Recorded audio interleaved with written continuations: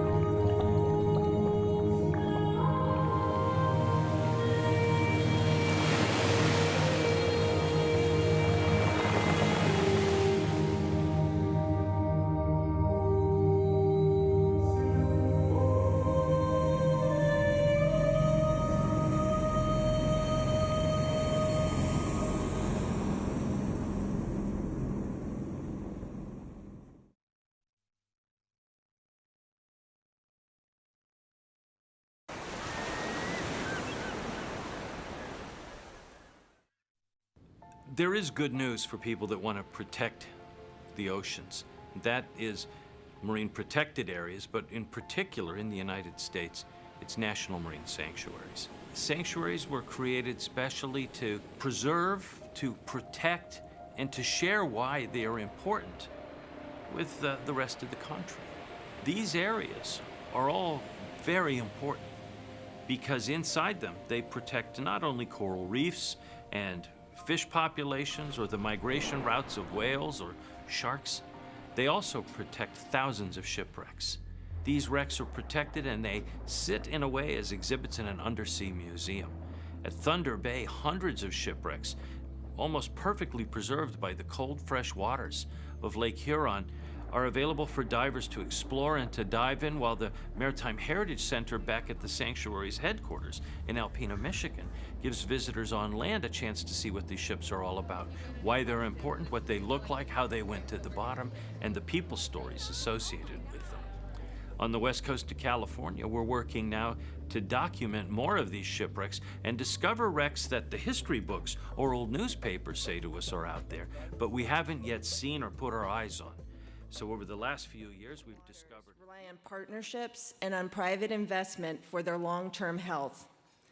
The National Marine Sanctuary Foundation builds those public-private partnerships to conserve critical marine and Great Lake habitat, which are the homes to endangered and threatened species, and they also help conserve America's rich cultural heritage. At the heart of the Foundation's work is engaging Americans in stewardships of our national underwater treasures, whether that's from the Pacific Ocean to the Atlantic Ocean, from Lake Huron to the Gulf of Mexico, and hopefully very soon from the heart of the nation in Mallows Bay and the Potomac River to Wisconsin and Lake Michigan. You know, 15 years ago, the foundation began hosting Capitol Hill Ocean Week in one room in the Reserve Officers Building. And I'm very excited about this new venue and what it means for our oceans. So for those of you who know me, you might know that I'm a Michigan Wolverine and a huge football fan. So on any given Saturday, if you're in the big house in Ann Arbor, Michigan, you are part of the largest crowd watching a college football game. And today, if you are here, you are part of the largest crowd ever coming to Capitol Hill Ocean Week. So thank you. We have over 1,000 people registered for the conference. And I think what it means is it's a great show of commitment to conserving our oceans and Great Lakes for all Americans, current and future, for their enjoyment. And it's about dedicating yourselves and in dialogue into how we can improve ocean conservation through technology, education, and the use of science. So thank you all for your dedication and for your commitment.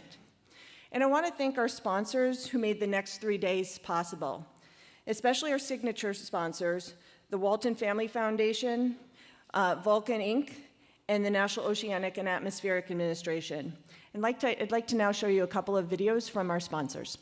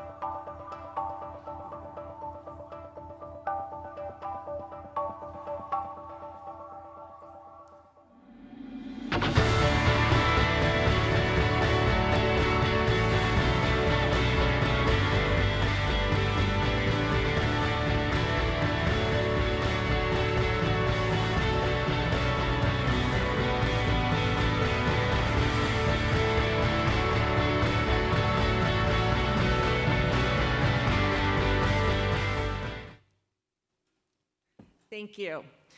Let me also thank our online viewing audience that is joining us here today. Before we open our first panel, I want to just give you a little bit of logistics. First, you can find information out about our speakers, the agenda, and other content for the program on our app. So just go ahead and search CHOW 2017, C-H-O-W 2017. And if you set up a profile, you can engage with other participants here at the conference. If you want to ask questions of our panelists, be sure to either fill out the question cards that are in your chairs or by tweeting @MarineSanctuary with the hashtag CHOW2017. We have an exciting 3 days planned, and we kicked it off this morning with our premier breakfast and a discussion of the UN Ocean Conference. To join us for breakfast and many more opportunities, you can upgrade to Premier at registration. Our oceans, coasts, and Great Lakes sustain communities and economies. They're the source of food, minerals, and natural resources that support commerce. They regulate our climate, and they're home to millions of iconic species. They provide recreational access to millions of Americans. You know, very simply put, we rely on our oceans, coasts, and Great Lakes. This year at Capitol Hill Ocean Week, we're exploring 3 pressing topics. First, how does the health of our oceans and Great Lakes impact our communities? Second, how are local stewards playing a vital role in our national conservation efforts to safeguard oceans, coasts, and Great Lakes? And third, how advances in science, innovation, and technology can help us increase exploration of our oceans and improve our knowledge and management. We're really fortunate this morning to be joined by Dr. Jim Baker, Vice Admiral Lautenbacher, and Dr. Jane Lubchenco to open CHOW 2017, and to talk about what they see for the oceans, coasts, and Great Lakes, to explore with them the themes of this year's conference, and to kick off 3 days of what we hope is an exciting dialogue that'll drive policy and impact change. And on that note, let me issue a challenge to everybody in the audience today and also on our online audience. please try to think over the next 3 days, what action can you take either personally or in partnership with others to make a difference for our oceans? You know, the ocean that I grew up with, and I think many of us grew up with, has changed quite a bit from where they were to where they are now. And really now is a time for us to take action on their behalfs. So I hope people really usually use this next 3 days to challenge for the type of actions we can kind of pursue so that we're really sustaining these resources for future generations of Americans. With that, I want to introduce Justin Kenny, who's the Senior Communications Officer for the Environment Program at the Walton Family Foundation, and he's a former trustee of the National Marine Sanctuary Foundation. Justin, thank you for moderating the panel.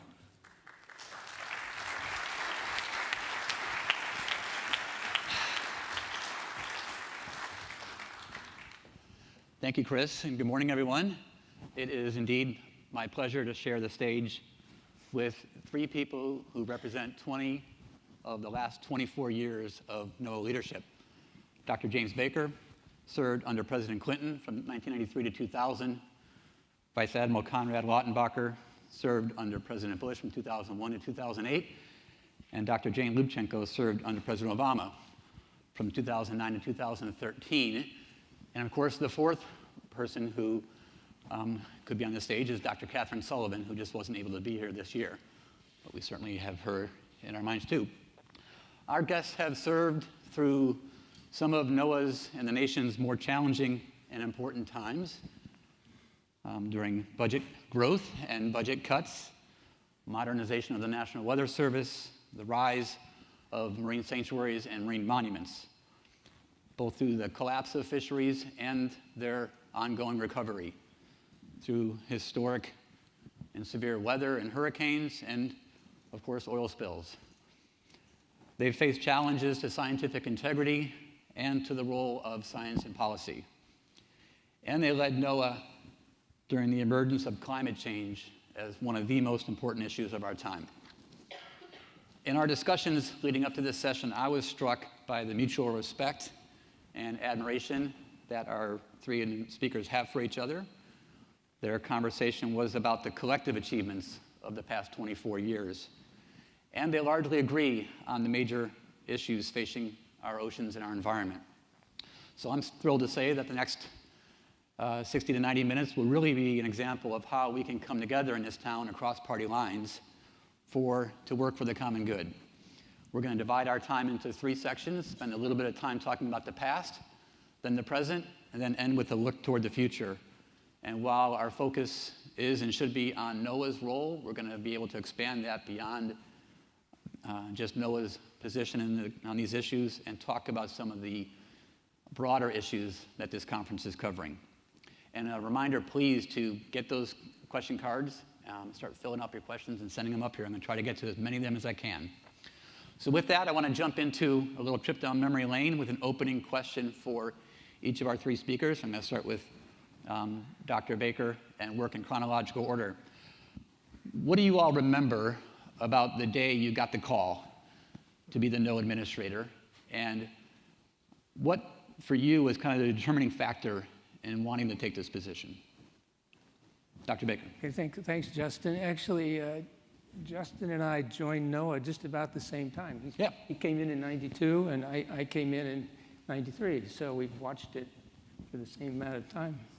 Actually, when I got the call, Emily and I, my wife Emily and I, were sitting in the Lafayette room of the Hay Adams Hotel, having a celebratory tea because we thought my candidacy was actually moving forward in some positive way. We actually got the call from Rob Stein, who was the chief of staff for Secretary Ron Brown. So that was an exciting moment. But my involvement with NOAA actually went back 15 years before that, when I had been asked by Joe Fletcher, who was a climate expert at that point, trying to get climate engaged, get NOAA engaged with climate, asked me to join the Pacific Marine Environmental Lab in Seattle. And that's where I learned that it was really exciting to see basic science being applied to real-world problems. That really excited me. And also the possibility that a local laboratory could have a national and international impact. So that stayed with me as a really exciting part of what NOAA can do. And then 15 years later, when I had the chance to work with Al Gore to become the NOAA administrator, I saw this opportunity to have White House access and support for NOAA. And so I became the administrator, and that really worked out pretty well. Great, thank you. Actually, I never wanted to be the NOAA administrator. So I gotta tell you, this is not going to be the usual story. After I had retired from the Navy after 40 years, my wife and I decided that the government was done. I'm not going to do government anymore. And but at the time, I was the head of what is Ocean Leadership today, the Consortium for Ocean Leadership. It was called the Ocean Research at that point. But anyway.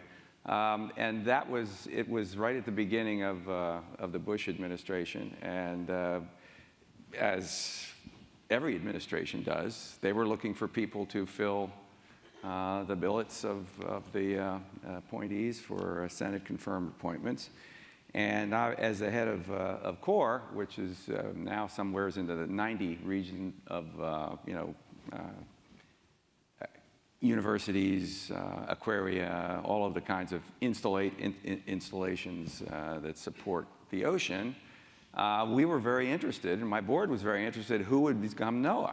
So I was continually passing names in from all of the good folks like, Jim, that really have a great background for doing this sort of thing, over to the White House. And I actually went over there and talked to people about some of these people, which I won't mention their names. Anyway, so I was failing, basically. They didn't like anybody that we sent over there. So I was able to get an appointment to see the Deputy Secretary of Commerce, basically to lobby for money for oceans. I mean, that's what I was trying to do, and I got it. Makes sense. And so they let me in, which I thought was amazing. So they let me in. I got an appointment, and it was great. So I'm over there trying to sell the Deputy Secretary on the importance of the oceans and the importance of NOAA and all of the four N's, for that matter: NSF, NASA, NOAA, the Navy, et cetera. The people who take care of the ocean. And so I was working away, and then he invited the secretary to come in to talk to me. I said, well, that's great. I get a chance to lobby the secretary. So he asked me, well, what do you think about NOAA? And I said, well, it's a great organization. I said, well, and then he said, well, what do you really think about it?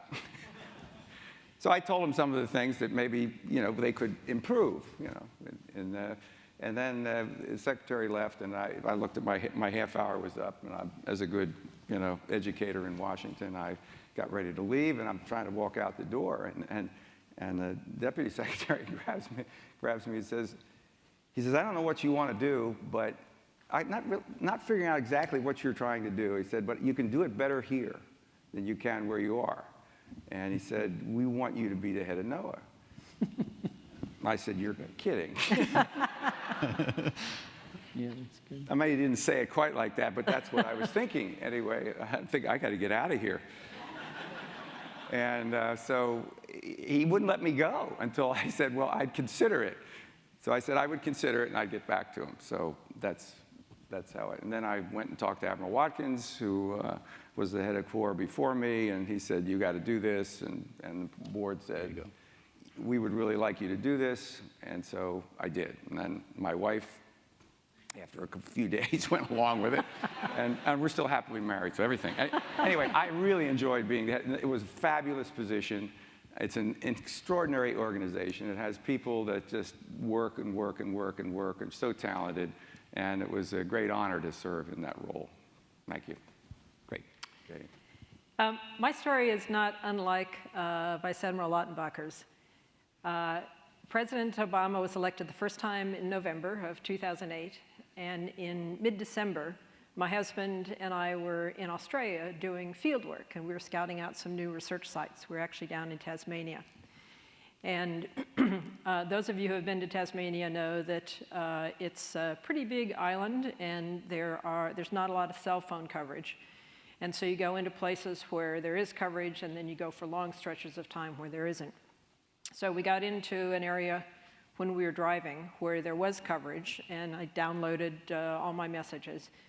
And one of the calls was from someone on the transition team. So I called back, and this person said, I'm from the transition team. Would you be willing to consider being the administrator of NOAA? And I said, well, frankly, I think there are some people who would be really spectacular, and here are their names, because I had thought about who I thought would be good for various science positions in the new administration. And that person said, good suggestions, good ideas. Okay, thanks a lot. We hung up, and I thought that was that. We go out of cell phone coverage, get to another place, and pretty much exactly the same conversation happened, but with a different person. Someone says, will you do this? I said, here's some great ideas. Oh, thank you very much. The fourth person that called, so repeat that 4 times, the fourth person that called said, Jane, you don't know me. My name is John Podesta. I lead the transition team, and you're not getting this. The president doesn't want these people you keep suggesting to us, regardless of how good they are. He wants you. Will you at least come to Chicago and talk to the president-elect? And I said, but John, I'm in Tasmania. And he said, so?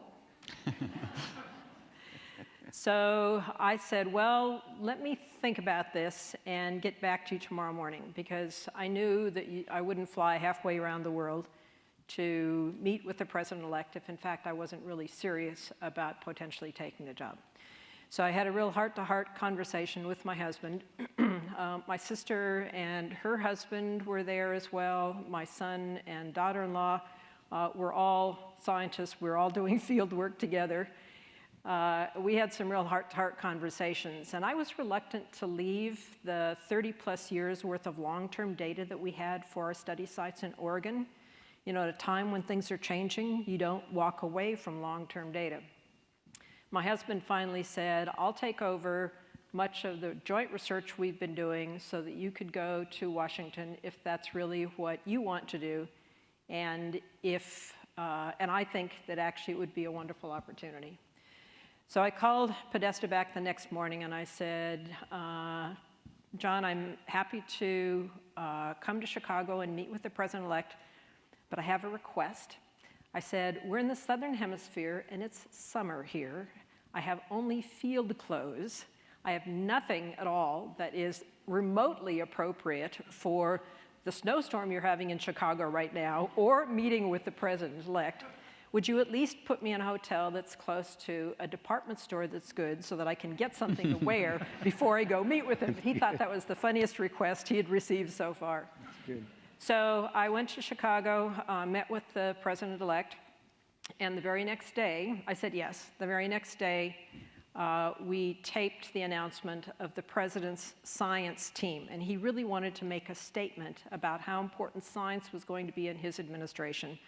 And so he named the science team, and it was John Holdren, the 2 co-chairs of PCAST with John, Eric Lander and Harold Varmus, and they had already nominated Steve Chu earlier in the week as Secretary of Energy. So that was the science team. And the reason that I said yes was I thought it was a great opportunity to really shine a spotlight on science at NOAA. And I've been always in love with NOAA's mission of science underpinning the services and stewardship that it provides. Whether it's fisheries or climate, weather, coasts, the whole shebang. And so mid-December we were announced, and it was actually very exciting. Awesome, thank you. This next question actually comes from Twitter, and it's, what do you see as your greatest achievement during your tenure at NOAA, or one that stands out? And conversely, what is one thing that you wish you could have gotten to that you ran out of time or weren't able to do? So both of those, or either one of those questions, please. And we'll go in reverse order this time, back down the line, please. You know, it is really hard to identify one single achievement.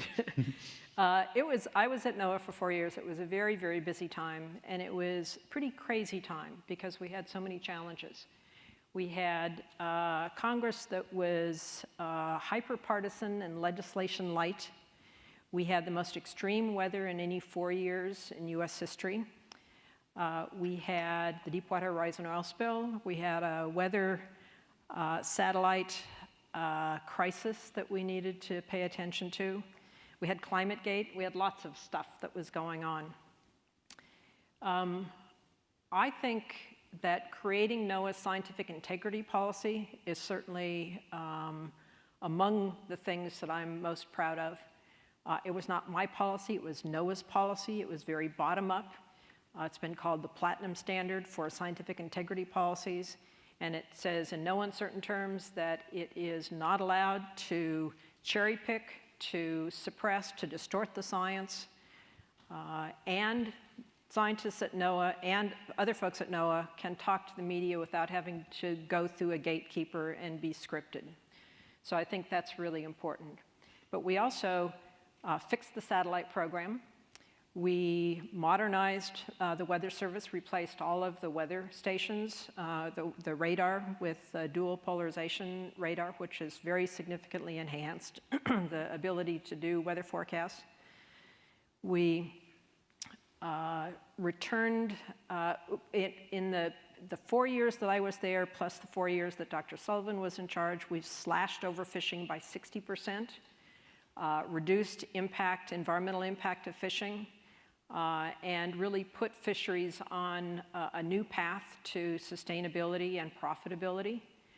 And that transformative change in fishery has really resulted in the US now serving as a model for a number of other nations.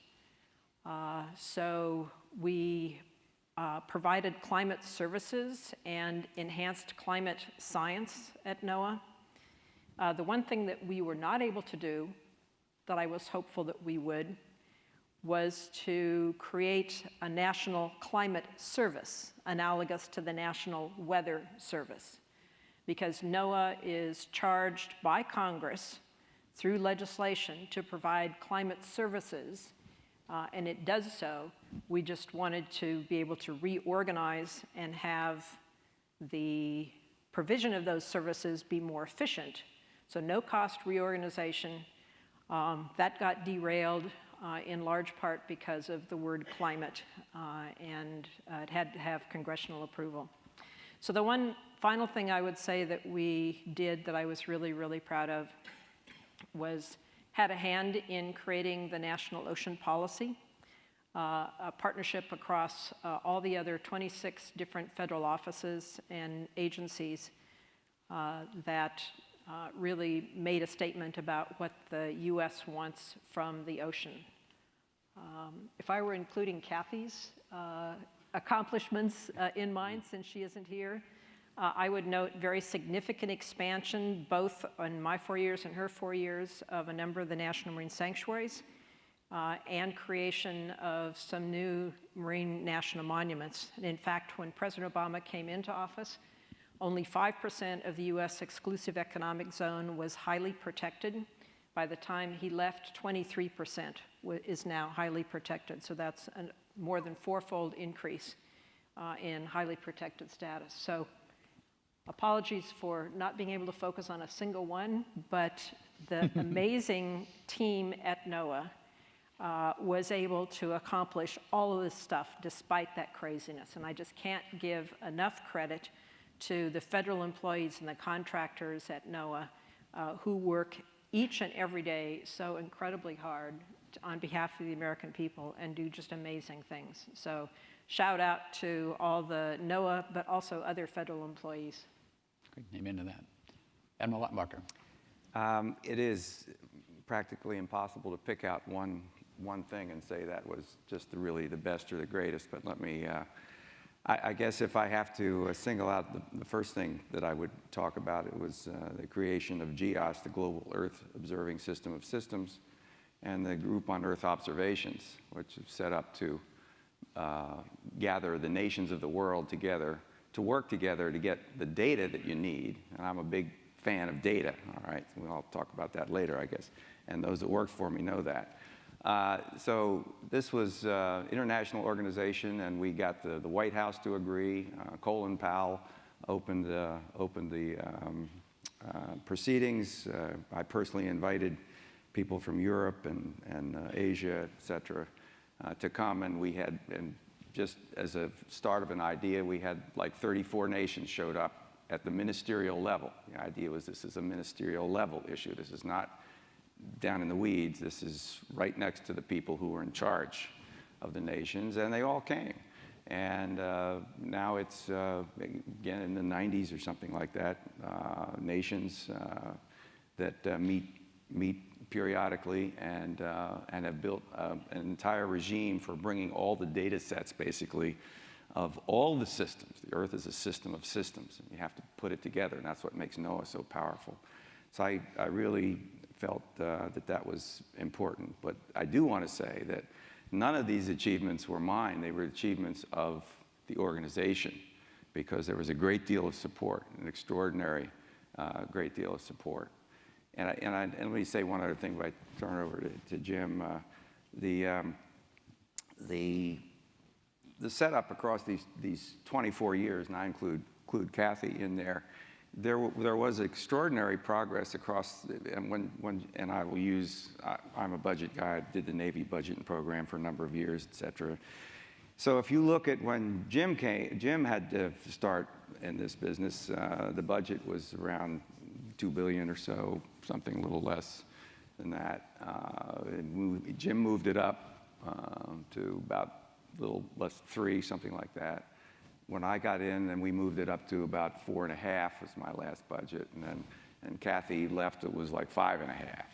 So during that period of time, there was a great recognition by the nation, by both the executive and the congressional branches, that this was an area that needed support. And I really thank the two people on each side of me sitting here today, because that progress was made possible by a continuity of ideas and methods and the importance of the ocean to the entire world.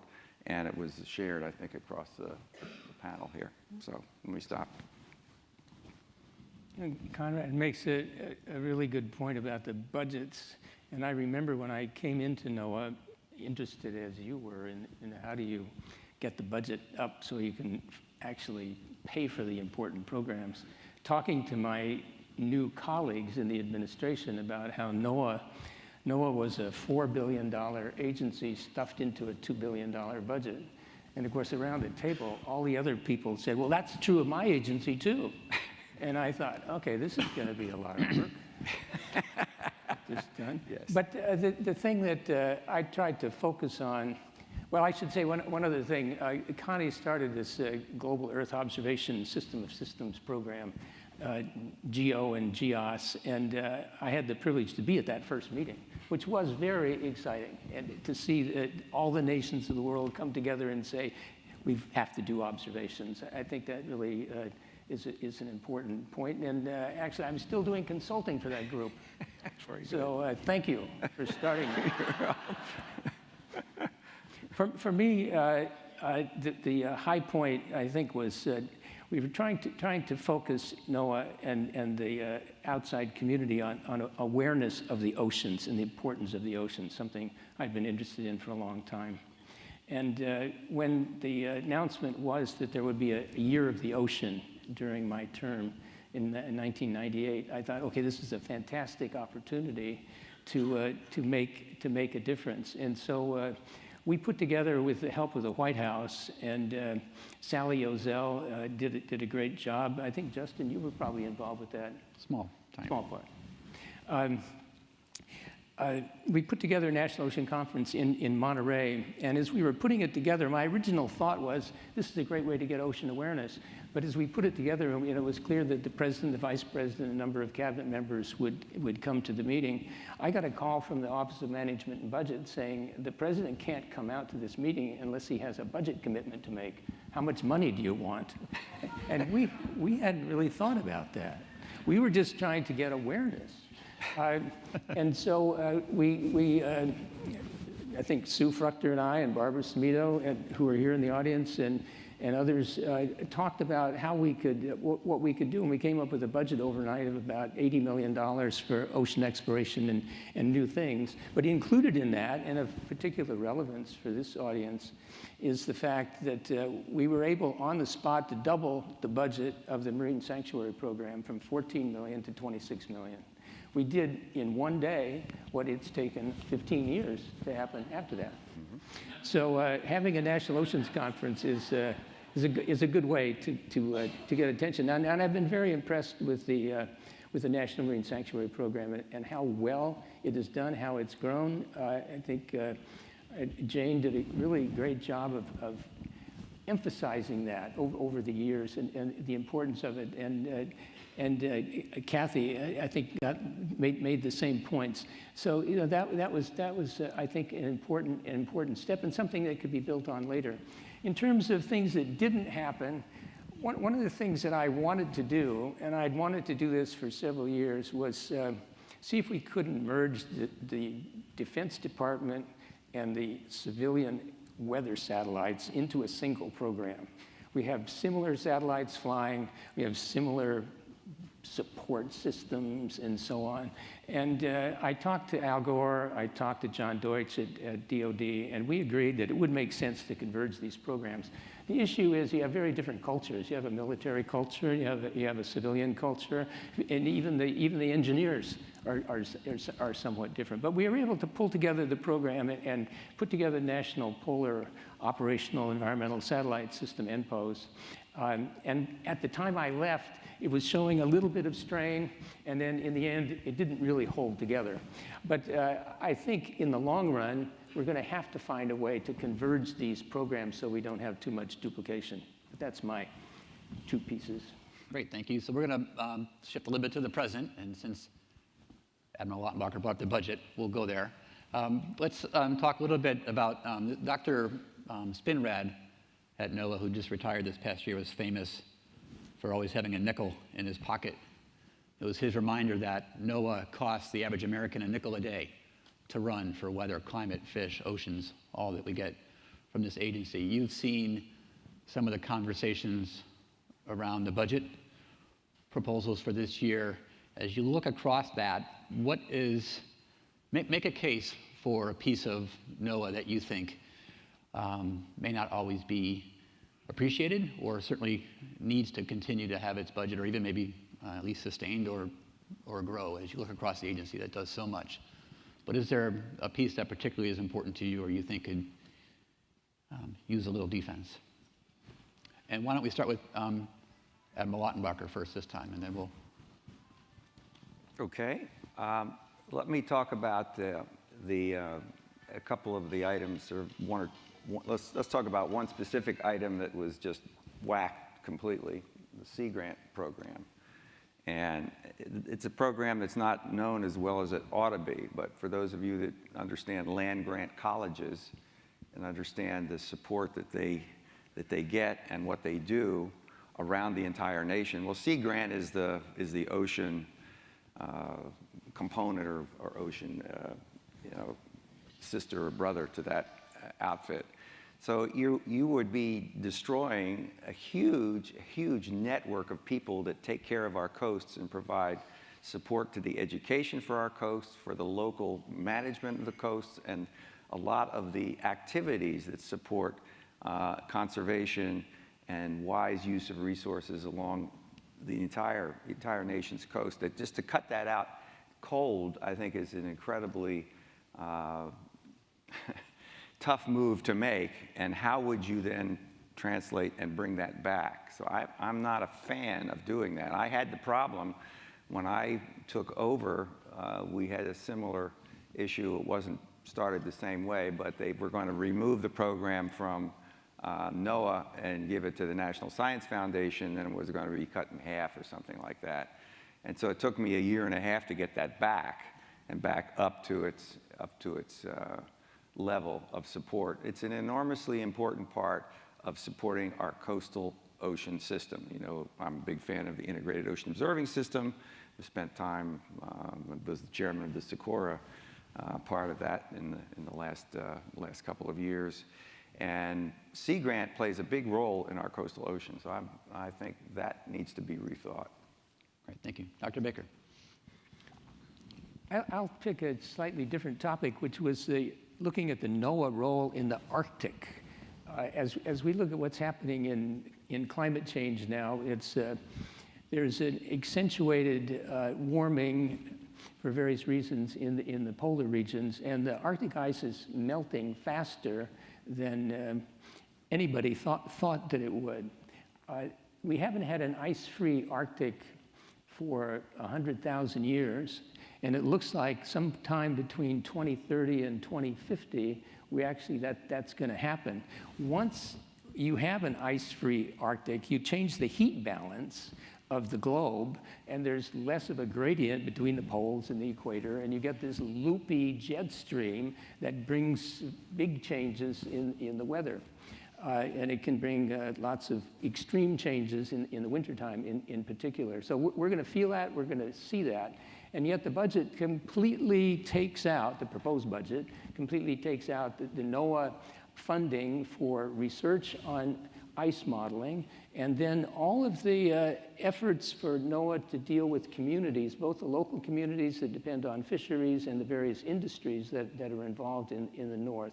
My view is that we are starting to see, and we will see, the effects of global climate change in the Arctic, and it will have a direct effect on us, and so dropping those funds is absolutely the wrong thing to do. I agree with both of those as really important elements of NOAA that are on the proposed chopping block. But I think in truth, much of what NOAA does is not widely appreciated. I'm reminded of, you would think that the National Weather Service would be a very obvious part of NOAA that everybody would get. And the corollary to that is how important the satellite programs are, because over 90% of the data that go into numerical weather models come from satellites.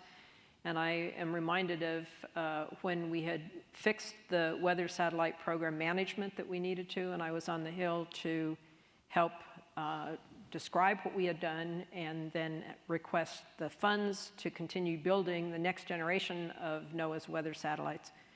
A member of Congress looked at me and said, "Doctor, I don't need your weather satellites. I have the Weather Channel." And I thought, oh my gosh, where do I start? And that's a well-known part of NOAA. So I want to respond to this question with a focus on two parts of NOAA that I think are critically important, that have significant reductions proposed for them. And that's the research arm of NOAA, OAR, the Office of Oceanic and Atmospheric Research, and NOS, the National Ocean Service, in which the Sanctuary Program fits. And I think both of those are underappreciated, underfunded, and to be on the chopping block at this point in time is really sheer folly. I would highlight the connections across the different parts of NOAA, and we've all worked to have that better harmonization across the different line offices at NOAA. But one that I think is particularly promising is bringing together the weather models and the climate models and harmonizing those. And we made a lot of significant progress in doing that because, of course, a lot of what people want to know is not just what is the weather in the next day to 10 days, but what is it going to be like after that? And that really requires bringing those different models together. And that is part of the research that would be on the chopping block with the proposed cuts to the research program at NOAA. So too for fisheries. If you want to manage fisheries today, you really have to be taking climate change into account. Fish stocks are moving, the populations are changing, and to really do an adequate job of preparing fisheries for the different currents, different weather that they're experiencing, we really need to have better information. So the research arm really does a lot of that connecting across NOAA, and especially with respect to how is climate change going to be affecting a lot of the things that people care about, whether it's resilient coastal communities, whether it's fishing, whether it's weather forecasts so that people can plan. Those are all important.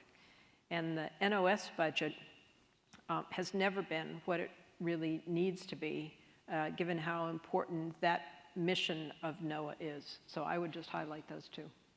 Great, thank you. A reminder, please fill out your questions, send them to the sides, and we'll get them up here. I'm going to try to answer them throughout, so as opposed to getting to them at the end. And this next question does come from the audience, and if there's any one or more that want to tackle this question, feel free. Do you feel that NOAA is doing an adequate job? The answer is yes, probably, right? In supporting social science. So in supporting social science and in making use of social science and those results in its policy decisions. I'll tackle that. We, I think, made some very significant inroads into hiring more social scientists, and that includes economists, but is not limited to economists, when I was at NOAA, but I think we're nowhere near where we need to be. So much of what NOAA does relates to how people understand information, how they use information, and understanding that is critically important. And when we were working on the Weather Ready Nation program during my 4 years, we hired consultants who, or social scientists who were really looking at how do people hear the weather warnings that are being issued. And we were surprised to learn, in fact, that they were not hearing what the NOAA weather folks thought they were telling them. And so there was a lot of change to the watch and warning language as a result of that. And that's just one very small example of how critically important social sciences is. And that needs to be enhanced even further. Yeah, please. And I agree with that. I think most of you, we have a lot of scientists in the audience, I believe. We probably have a few social scientists too, so I hope there are social scientists are here as well. But my experience has been that scientists think about things a lot differently than social scientists do. And so we have to be able to get our information to the entire public. Otherwise, it doesn't serve the purpose that we're trying to develop. And the social science is important. So I've supported that for a long time, and I agree with the idea of having social scientists connected in a way so we can communicate what is important about everything that we do. Did you want to add to that, Dr. Baker? Yeah, this is a really interesting question because, let's face it, scientists in different disciplines don't interact that well with each other. I don't even understand. I was a department chairman at the University of Washington, and I couldn't get the chemical oceanographers to talk to the physical oceanographers. Absolutely. So to think about bringing the social scientists in is something that really has to be thought about carefully, but it must be done, and NOAA's not doing enough. And I think Jane is absolutely right. There's two parts to this. One is communication. How do you get ideas across to people? And we learned when we had the big El Nino of 1998, we put together a team that put together all of the different ways we would announce the impacts of El Nino to the Southern California. And it turns out only about a quarter of those actually worked in terms of people saying, oh yeah, that was useful. About 3/4 of them were not useful. We could have used some input from social scientists. And that's just one example, but I think there's a lot more that can be done. And it relates, I think, to new technology, social media, a whole variety of other things that are happening that are involved on the communication side that we need to do much more on. Okay, well, this next question actually comes from our friends at the Capital Weather Gang, and it relates to the communications thing that you were just discussing. What is NOAA's role in communicating climate change science, which is increasingly difficult and challenging? And What is not just its role, but the obligation that it has in communicating the climate change science? Let me Fire just away. give a start. I know we all have strong opinions about this, but there's two things about climate change. One is that you add CO2 to the atmosphere, it's going to warm. We know that because we know what the science is, but we don't know. There's an uncertainty in the actual impacts. So there's some certainty and there's some uncertainty, and this makes life very complicated to communicate an issue. And you can see that as you read and see how the public responds. But I think that's something that we're trying to come to grips with. So it's a difficult subject. And I think we're getting better and better about getting the points across. And I think NOAA has been really central in that. I think Jane's push for a National Climate Center was an example of trying to show what really needs to be done. And I think eventually that will happen. National Climate Service, I should say. Mm-hmm. Yeah, and I think that's a good point. The explaining climate change and climate science, and we wrestled with that as well during the time that I was there, and set up a number of mechanisms. And towards the end, we put together what I would call the skeleton of what Jane was talking about, to set up a National Climate Service. And people get scared when they hear the word climate, so you change the word climate, and then global warming, global change. We went through lots of how do we describe this and how do we deal with it and how do we get to people that don't understand or don't want to understand, perhaps. So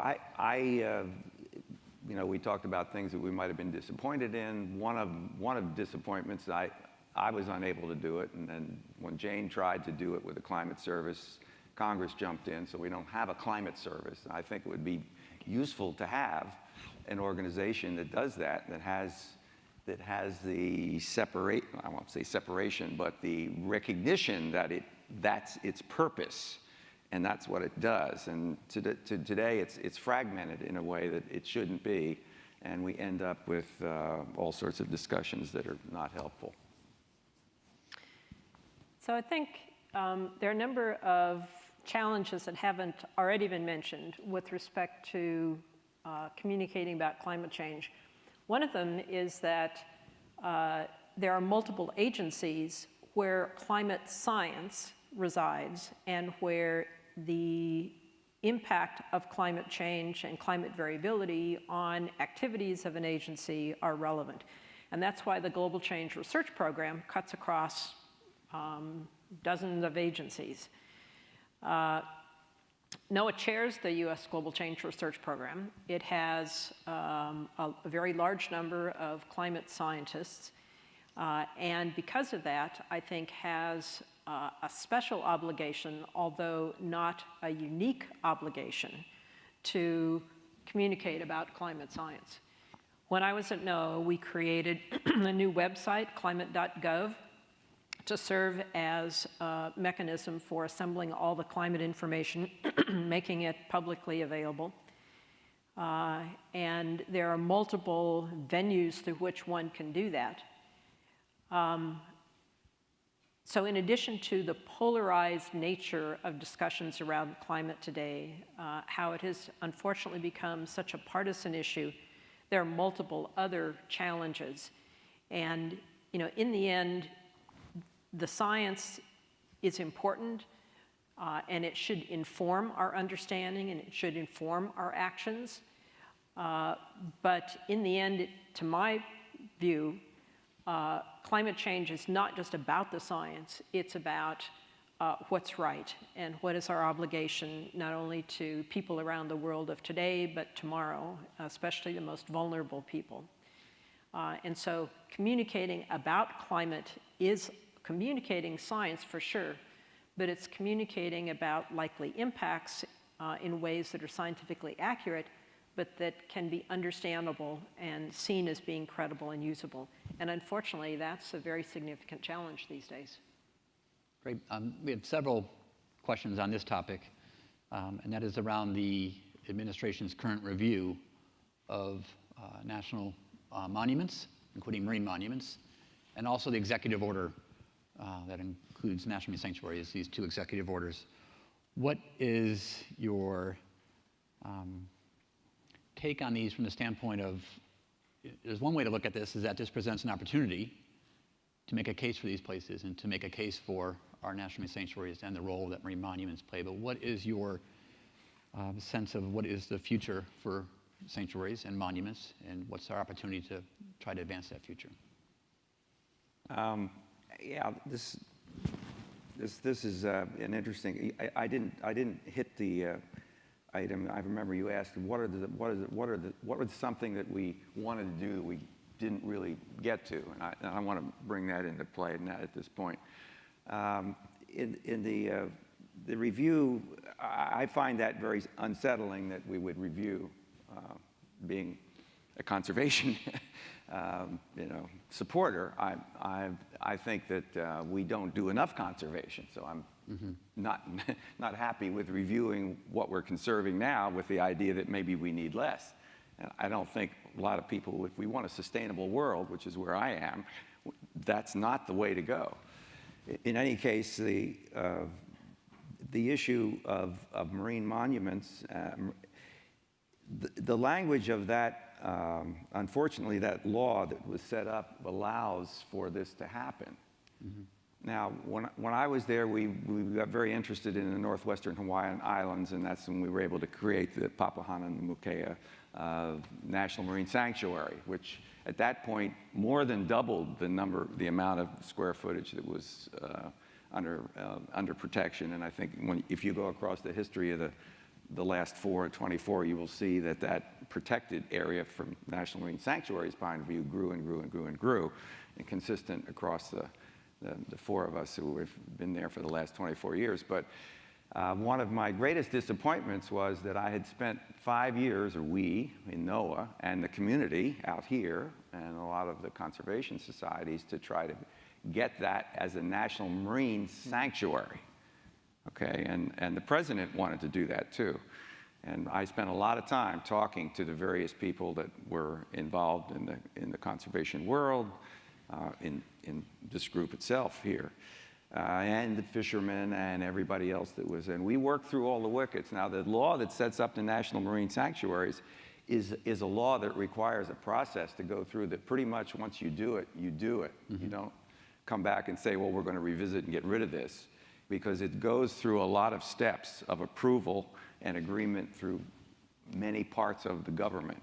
And once it's there, it's there. So I wanted to have a national marine sanctuary.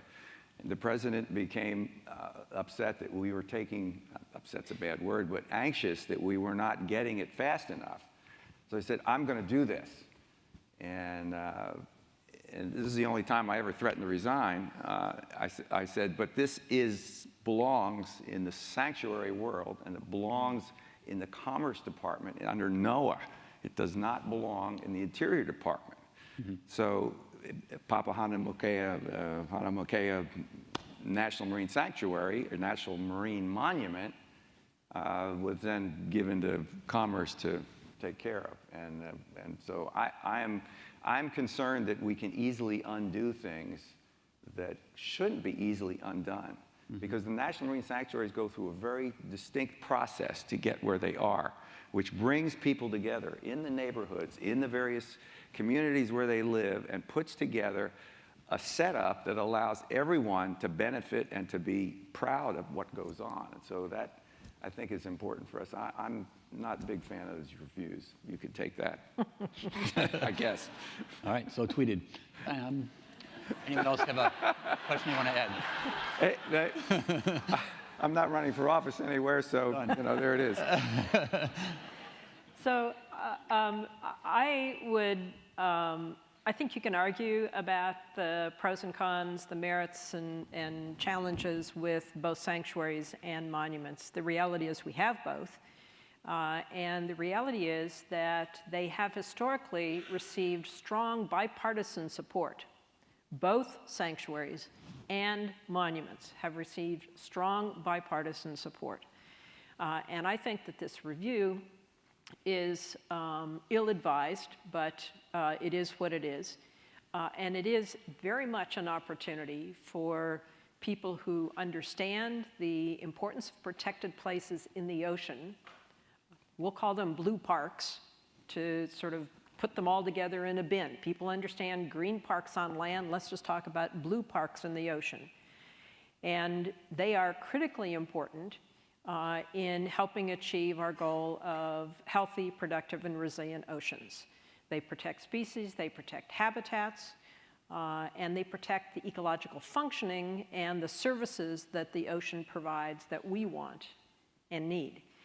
And the special places that are protected, the sanctuaries that we expanded, the new monuments that were created, both the Northeast Canyons and Seamounts, Papahanaumokuakea, the expansion of Pacific Remote Islands, those are all under review, and they all protect amazing places and incredible biodiversity.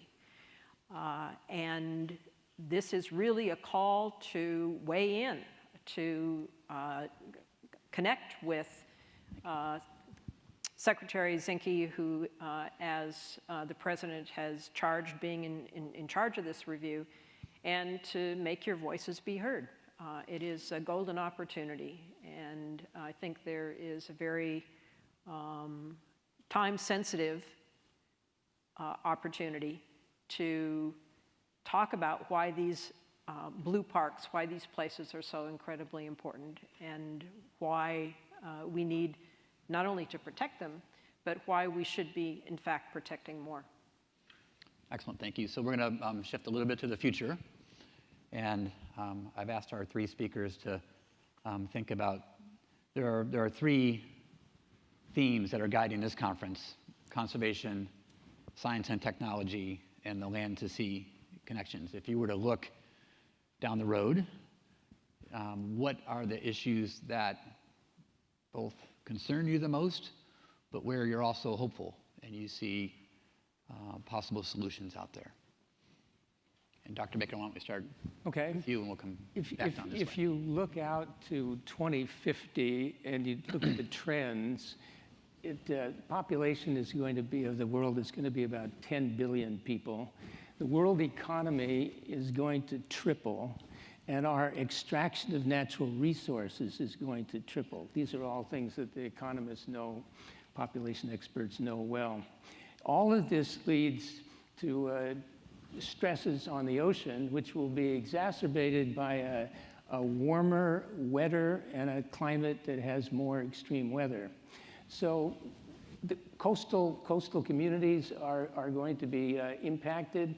We're going to see more desire to do more deep sea drilling, more deep sea extraction. The Chinese are putting out lots of deep sea mining claims.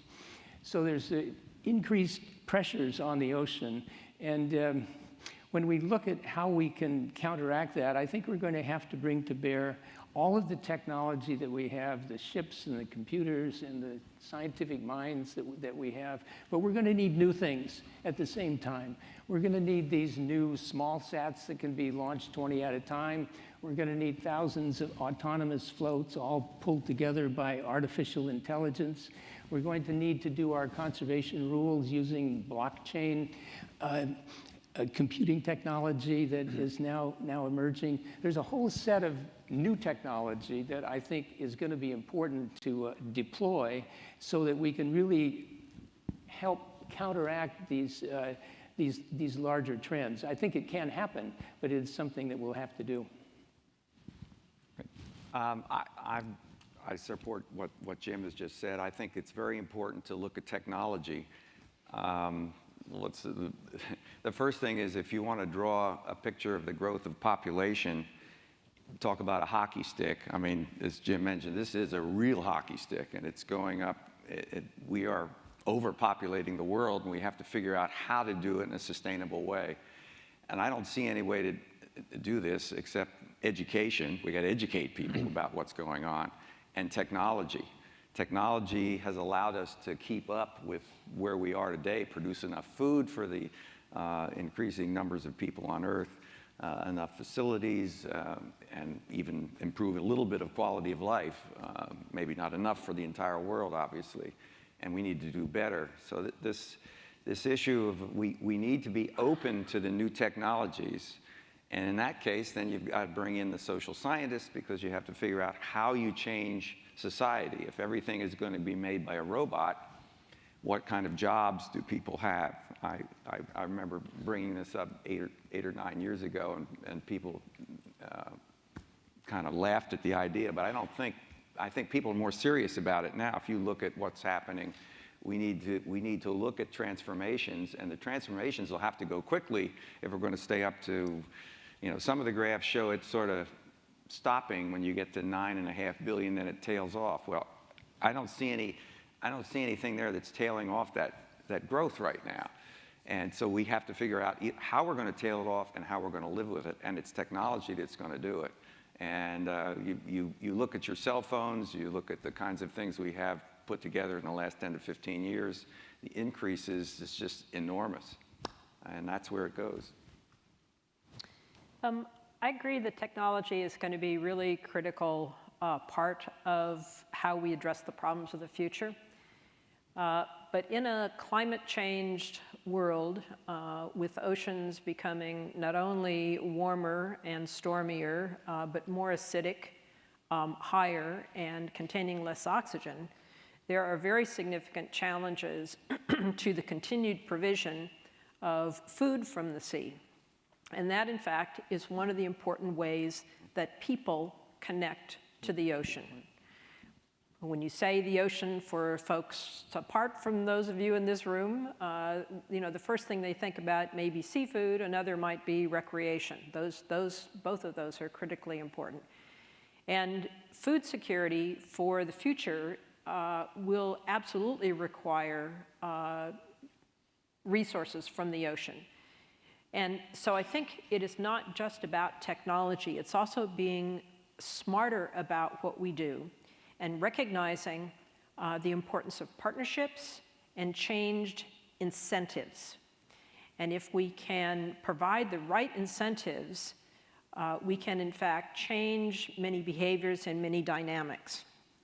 And we've seen with the United States federal fisheries the very impressive changes in our fisheries that have happened over the last, since essentially 2006, when the Magnuson-Stevens Act was reauthorized. Since that time, we've seen use of science, use of technology, but changed incentives and new partnerships that have really transformed our fisheries. And that, in fact, gives me hope. Because if fish populations are fished so low, which is what was the case for many of ours, but even more so the case around the world, to figure out how we can actually let them recover and then fish them sustainably, but get a lot more seafood from the ocean than in fact is currently being done.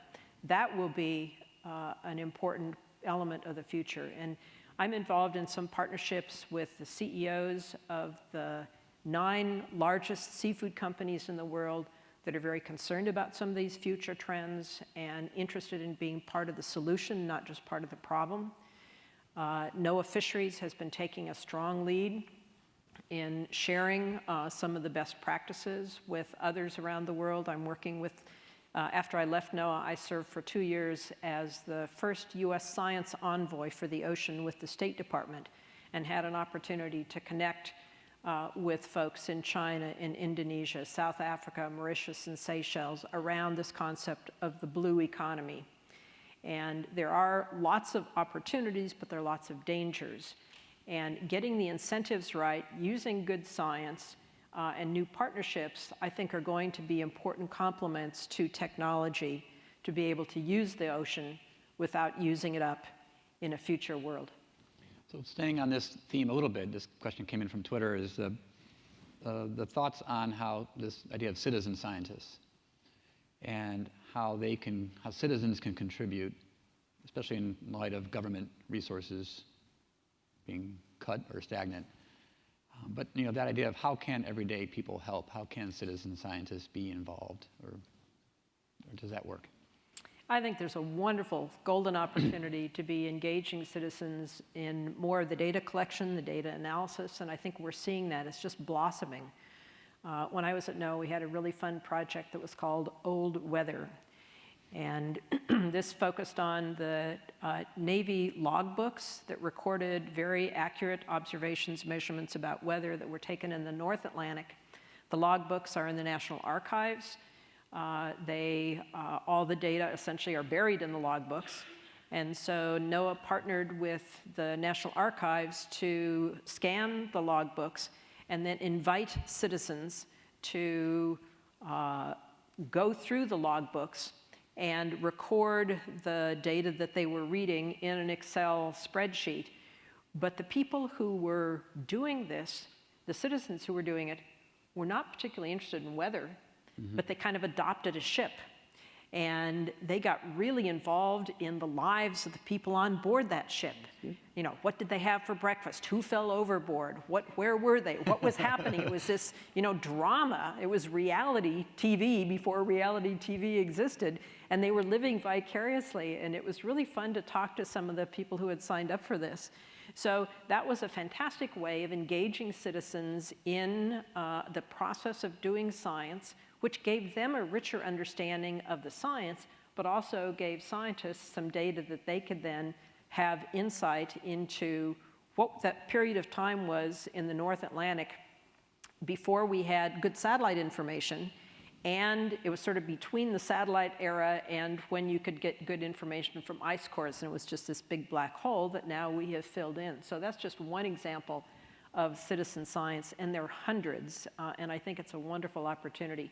NOAA partners with fishermen to take data that then can be much more trusted by fishermen because they've been involved in taking the data. We need more of those programs. But doing them does take resources. It doesn't just relieve pressure on resources. Yes, please. Just one addition to that. We have, because of technology, we have a great opportunity with this because the cell phones you walk around keep all sorts of information in them, and we trade it. You offer it to people, and they advertise things. We are connected in ways that we've never been connected before. And that information, I watch people share this information and grow in their understanding of what's happening. And science is part of that. And if we orchestrate that correctly, we can do a lot to help solve some of the problems that we've just been somewhat pessimistic about. Great. So I have quite a few crystal ball questions in terms of who your next person would be to join you on this stage. Who would the next NOAA administrator be, both in terms as specific as give me 3 names, and the odds of their actually getting confirmed, so you don't have to do that one. But this is well, you're welcome to, but this idea this one was interesting to take too, is while we're awaiting a new administrator, regardless of who that person is, what is this community's role in supporting the next administrator, whoever he or she is? When you think back about your time there, what was the value and the give and the take from the position you were in and the constituencies that you served, and how should that relationship be supportive? Yes, sir. I'll give a good example of that. When I became the administrator of NOAA, I didn't really know very much about the Marine Sanctuary Program. But I was being visited, as I'm sure that happened with Jane and Conrad, every day, every hour, some group would come in and they had a program they wanted to push. And couldn't the administrator support this program, just put a few $1 million in because it would make a huge difference? And you listen to these, and how do you decide what it's important? But I was visited by a group from the National Marine Sanctuaries. Now this is 1993, so the budget is very low, maybe in the $3 to $4 million range, something like that. And they came to me and they made this point. Here's a very important program. The budget is low. If you added a couple of $1 million, it would make a huge difference to the program. but it wouldn't affect your overall budget, your $2 billion budget much. So couldn't you think about it? It was one of the best presentations that I had ever seen. And I remember talking to Sue and others and saying, this is interesting. And you know, the sense was, should we really try to take on something new and make a difference? And the case they made was, marine sanctuaries are so important that a small increase could have a huge impact. And they made it in a very, very compelling way. So I said, okay, let's do it. I'll take it on. And then I saw the opportunity later with the National Ocean Conference to make a big jump in the budget. But it was that early visit by the proponents that really made a difference. So whoever the administrator is, if you're thinking about your program, try to get in and see that person early. That's my advice. See them now before they even get in. Yes, sir. Yeah, that is very interesting. Yeah, a lot of people, well, remember, as I said, I was the head of CORE, or Ocean Leadership at the time, so lots of people came in to see me at that point, because it took almost 6 months. Remember, what 9/11 kind of interfered with my processing through the system to be confirmed by the Senate, and therefore there was lots of time for people to come in to see me before that happened and bring in good ideas. So I think that's listening to good ideas, I think, is very important. I would also say the following thing. There is no other organization in the world like NOAA. Okay, you cannot go to another country and find the Japanese NOAA. You can't find that. They're all fragmented. They're all separate. So when the three of us would have to go out and try to work international cooperation, we would have to work a different culture and different pieces of it. And I've always been into this, you know, this is a system of systems. It's got to come together. We have to understand how the whole Earth functions and the biology on it. It's not just the physics part of it. And that has to be put together in a way. So I would encourage whoever wants to do this or gets chosen to do it to be very interested in how to bring things together and talk to the world and bring the disciplines together so that we can move forward with the sustainability issue we just talked about. Do you want to add to that? Or? Yeah, I would say first and foremost, support the federal employees that are at NOAA and at other agencies. They don't get the respect and support that they need, and it's especially tough right now with budget cuts looming and other things. So, you know, NOAA is not just the administrator, it's not just the political team that comes in, it's the thousands and thousands of really skilled and talented and dedicated civil servants. So number one, support them. Number two, help grow more NOAA and ocean champions on the Hill, especially on the important committees of jurisdiction. Most of the very significant advances in NOAA have come from bipartisan support for, regardless of whether it's fisheries or climate or weather, sanctuaries, coasts, education, whatever. It comes from that bipartisan support. And we don't have as many champions on the Hill as we used to. And they aren't, some of the ones that are there aren't not necessarily on the committees where they can actually have some influence. So I would say, you know, help educate members of Congress about how important what NOAA does is. And then thirdly,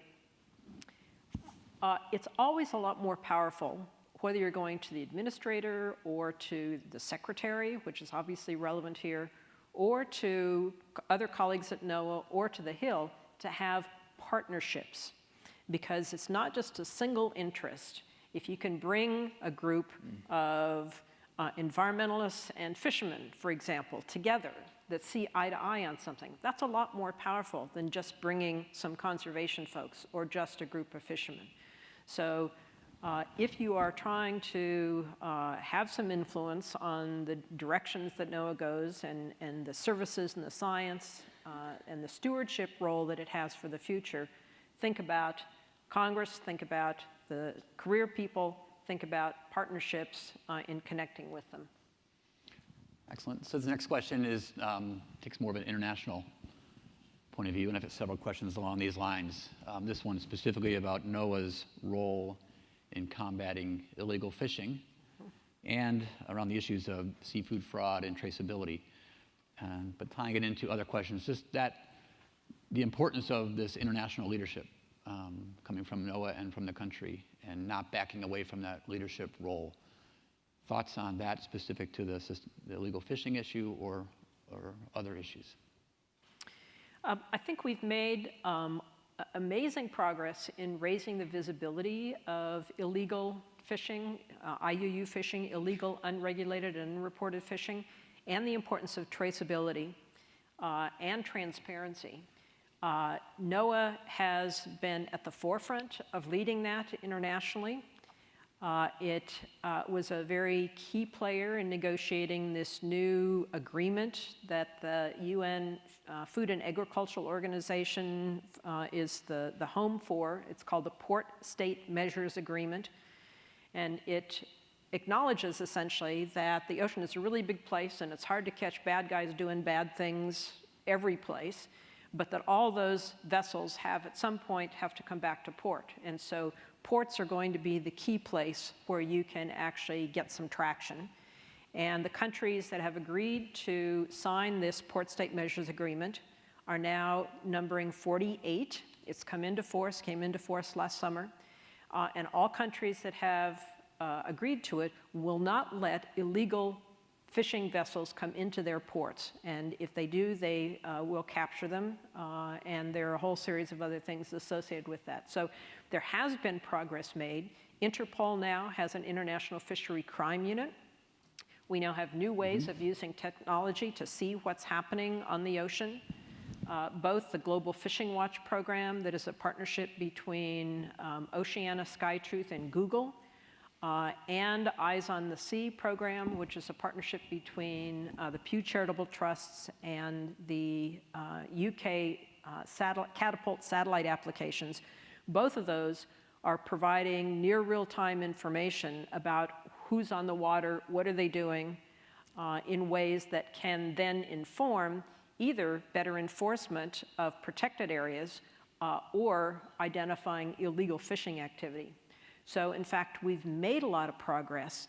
Now is the time to really accelerate that progress and take it to the next step, because there's greater consumer awareness, and it's absolutely critical that the US stay at the forefront of this. And NOAA has been a real leader in partnership with the State Department. This is very much a NOAA and state partnership here, and it's critically important to the future of our ocean, as well as our ability to have safe, healthy seafood without any of the problems associated with not just illegal fishing, but drug and slave labor, human trafficking are all part of that IUU issue. So it's really critical that we stay the course. Good way to put it.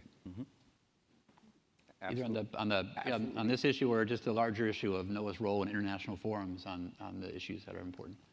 You know, one thing that occurred, I mean, Jane has summarized the situation as it stands right now beautifully, but NOAA has been wonderfully positioned to be a world leader here because of the fishery councils and the agreements and the long discussions that have taken place under the Magnuson Act and Magnuson-Stevens Act and this experience in terms of dealing with your own waters and how you deal with fish.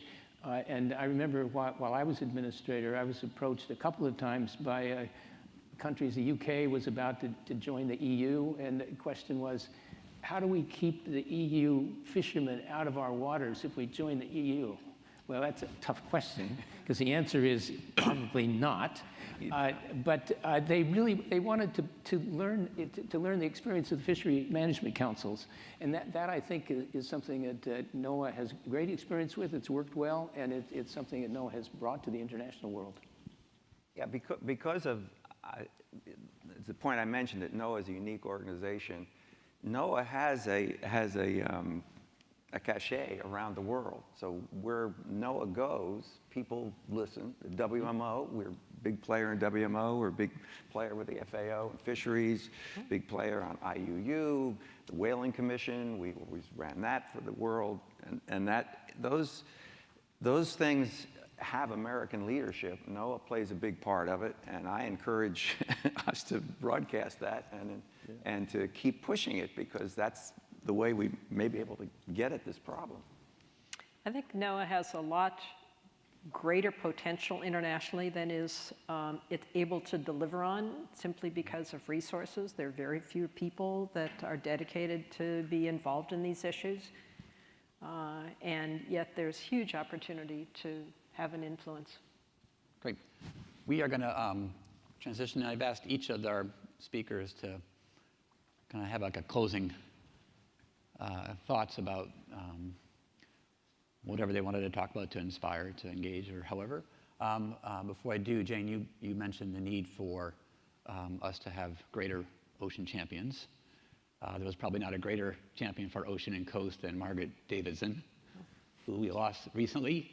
And this panel wanted to dedicate this session to her.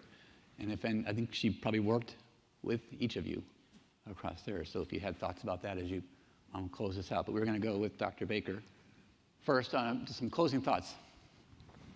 Yeah, you asked about an important achievement, and one of those was the establishment of the Coastal Services Center, and having Margaret come in and head that up and lead it for so long. She really was a wonderful, dedicated person. But for a closing thought, I'd like to turn to the Paris Climate Agreement, which is a unique international agreement for two reasons. One, it's the first time that countries came together and actually worked out what it would take to keep the global temperature down below 2 degrees Celsius. And there had been a lot of international conferences before and agreements, but never this technical detail of what you would actually have to do. That was one point. The second point that was really critical was that the ocean's voice was heard in the Paris Agreement. The small island developing states pushed very hard for the temperature drop to be not just 2, but to be closer to 1.5. Otherwise, sea level rise wipes out a lot of their nations. And the nations of the world agreed to put that into the Paris Agreement. First time the oceans community had been listened to in the international climate community that resulted in an agreement. So that's the good news. The bad news is that if you add up what all the countries are trying to do, they have to put in a nationally determined contribution. Every country has to put one of these together, and you can add them up. It does not add up to getting to 2 degrees. We haven't bent the curve of emissions. We have to do that in the next 10 years. And in order to do that, we're going to have to put together all the things, all the technology, the social science, the new kinds of ways of dealing with things, better public awareness. All of these things have to happen, and it has to happen soon. Otherwise, we will live in this drastically climate changed and an ocean, as Jane was pointing out, that's hot and rising and getting more acid. Something that we really have to pay attention to. And everybody has a role in this. You can do this in your job. You can do this as an advocate. You can join the Oceanography Society. You can point out to people that these are things that are happening. There's not enough awareness. There needs to be a lot more awareness, and everybody can participate in this. Great. Admiral Ottmarker. I totally agree with that. We are trashing the world, basically. And if we don't stop doing it soon, life is not going to be the same as it is today. So we all have a mission, I think, here to do exactly as Jim said. And the connections we make, I think, are very important, too. I want to mention, this is interesting. The three of us are connected in an interesting way. When I was finishing my thesis at graduate school, Jim showed up as the instructor. Professor at Harvard for oceanography. And so I didn't some of my classmates said to me, I was working on my thesis, said, well, you ought to know something about oceanography. And I said, yeah, I'm in the Navy, probably ought to know something about oceanography. Probably a good idea. So I went and audited his graduate level course, and little did I know that later on we would be so connected as we are through this. But I learned everything I knew from Jim anyway. So anyway, if you got any problems with that, And Jane, if you walk up the street a little bit here when we're done, we worked together to get the Ocean Hall in the Smithsonian. There was never any kind of an ocean presence in Washington, and it was one of my pet rocks, et cetera, when I came on board into NOAA, and so we have that now. It's an ocean. Jane was involved in that effort and pushed it too, and we worked hard to make that happen. So working together counts, and we can all benefit from that. I want to thank all of you for coming and being part of the Marine Sanctuary Program. It's an extremely important program in terms of conservation and the basis of how we're going to go forward in the future. And I thank everybody out there for being involved in that and for your attention this morning to listen to us ramble a bit. So I encourage you to work for a sustainable world. Thank you. Thank you. I'm reminded that the NOAA Corps just celebrated its 100th anniversary, and that NOAA traces its roots back to the first science agency in the US federal government. In 1807, created by Congress and signed by President Jefferson to create what was the Coast Survey. A lot has happened in that period of time, and we're now facing a future that is going to be so significantly changed from what the past has been. There are just huge, both challenges as well as opportunities. We've touched on some of them, and we focused on the ocean part of this because this is, after all, Capitol Hill's Ocean Week. But in reality, the ocean is connected to the atmosphere and the land. And that's why the different parts of NOAA interconnect so well. It really is a system, and it is interconnected. But at the center of all of it is really people. And that's why I think it's appropriate that we recognize Margaret Davidson, the key role that she played, but also the members of NOAA Corps, the federal employees. And so the people at NOAA are really its future. But the people that NOAA serves in the United States and around the world are really what it's all about. And so as we think about the challenges of the future, let's keep the people in mind, and keep in mind that we may have different ways of thinking about the challenges, but in fact, we have to work together to achieve the kind of future that we all want. It's a future that is full of urgency, but I think is also one full of hope because of the amazing things that we know we can accomplish, and if we work together, there are great things that can happen. Well, thank you, and thank you all for your engagement. This was fun. We should do this again and not wait another 24 years. Please join me in thanking our three speakers. And back over to you, Chris. Thank you, Justin. I want to just say thank you so much to our panelists. I love the start about where did you get the call and what was going on, and ending now with what are you seeing as the challenges, but what are our hope and what actions can we all take to kind of make a difference for our oceans, our atmosphere, and our climate. So I really do appreciate it. Thank you so much.